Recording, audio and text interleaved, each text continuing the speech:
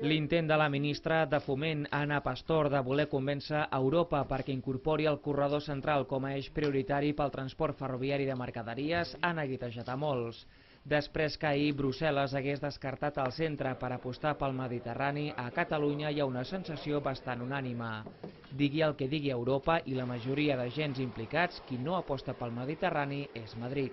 Qui ho ha de fer, que és el govern, no n'hi té cap d'interès i qualsevol prova de nou que els hi posem no soluciona l'accés al port de Barcelona, no soluciona l'accés al port de Tarragona, no fan Vandellòs-Tarragona, enredareixen els trams que hi ha a Girona. Això és d'interès? No, no és d'interès, ho sento.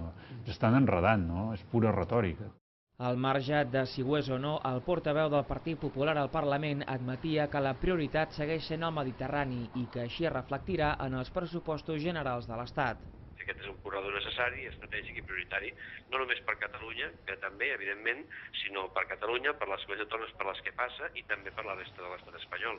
És a dir, que jo, des d'aquest punt de vista, estic satisfet que es mantingui aquesta definició de corredor prioritari. El que no sembla raonable, i jo crec que tothom això ho entendria, és que es comencin a la vegada uns quants corredors, no? Jo crec que s'ha de fer un corredor que sigui prioritari, s'ha de fer el primer, i quan aquest estigui acabat es poden fer d'altres, però els recursos s'han de destinar inicialment a aquell que ha d'estar acabat abans, perquè és el que permet la connexió. Connexió que, segons Millor, haurà de començar primer pel pas fronterer. Jo crec que aquí hi ha una oportunitat de fer les coses bé i, evidentment, jo penso com tu que aquesta infraestructura s'ha de començar pel nord i del nord de tirar avall. I a tot això, els empresaris, que són els que faran servir la infraestructura per exportar, esperen, ara bé, amb una data molt concreta a la seva agenda.